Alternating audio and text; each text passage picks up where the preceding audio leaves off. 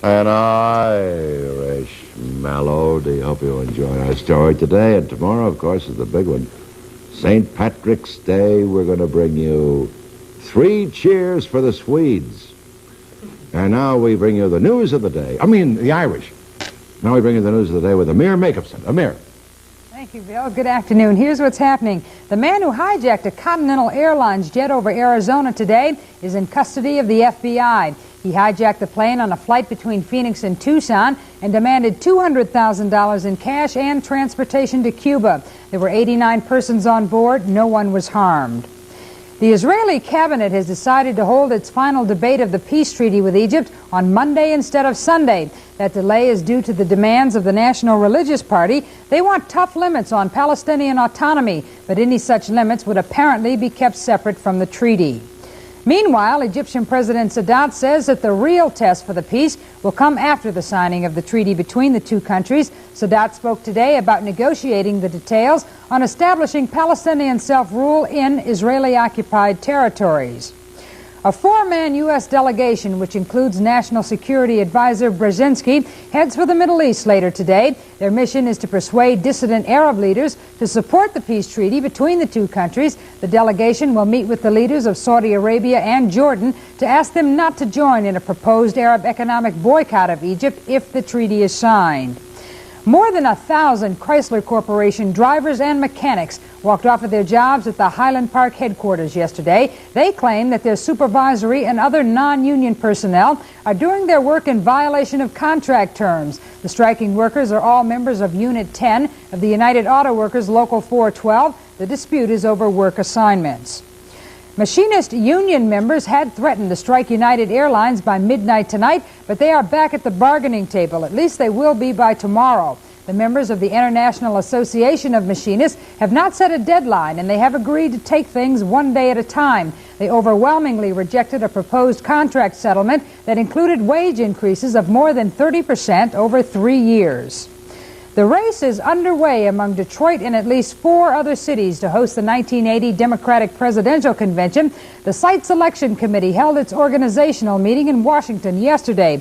Detroit Mayor Coleman Young, who is also co-vice chairman of the Democratic National Committee, is making a very strong pitch. So are a lot of the networks. They're saying that a lot of money, time, and trouble could be saved by selecting Detroit, since everything will already be set up from the Republicans who will have been here only a few weeks earlier. President Carter's expected 1980 bid for the re-election moves a step closer to reality today. Democratic Party sources say that papers creating a Carter-Mondale presidential committee will be filed with the Federal Election Committee. Senator Jacob Javits of New York has introduced a bill that would decriminalize small amounts of marijuana.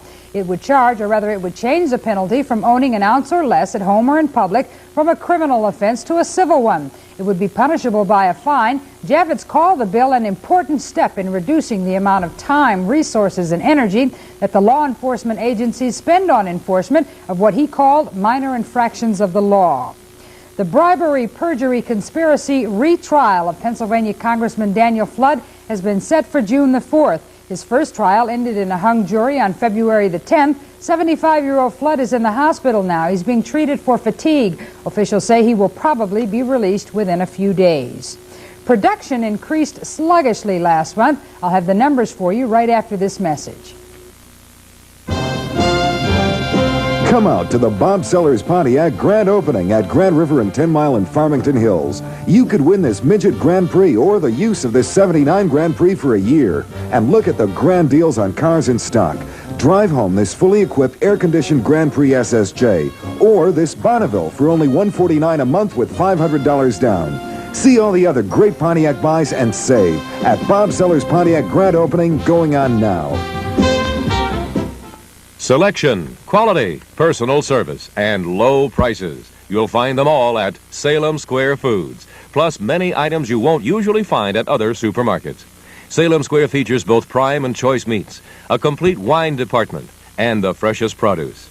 This week, Salem Square is featuring stuffed pork chops, only $1.59 a pound. Salem Square Foods, 107 Kircherville on the Hill in Grosse Pointe Farms. Open 7 days a week. U.S. industrial production increased sluggishly 0.3% last month. That follows no increase in January. The suggestion is that the economic growth has begun to slow down this year. That follows a rapid expansion in the final 3 months of 1978. From Wall Street, the Dow Jones average of 30 industrials up this afternoon, 4.59 at 851.61. Taking a look at all the sports action, doubleheader action on TV 50 tonight. Toledo, 22-7, goes up against Notre Dame tonight at 7 o'clock. Watch that right here on TV 50. When it's all over, Michigan State, 22-6, takes on Louisiana State, 23-5. That game is scheduled to get started at 9:30.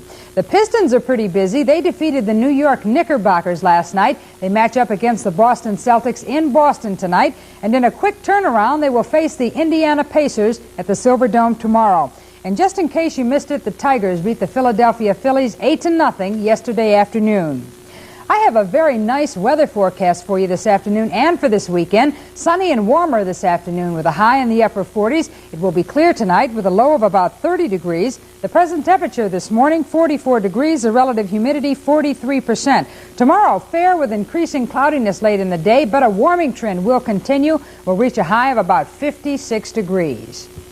That wraps things up for you this afternoon. Join Byron McGregor this evening right after the first of TV 50's doubleheader NCAA action tonight, about 9 o'clock. Have a nice afternoon and have a great weekend.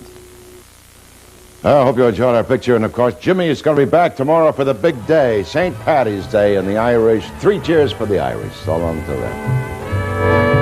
Tomorrow on Upstairs Downstairs, Elizabeth Bellamy takes a vacation from marriage with a friend of her husband's. Edwardian romance and drama tomorrow at 10 on TV 50. This is Field Communications in Detroit.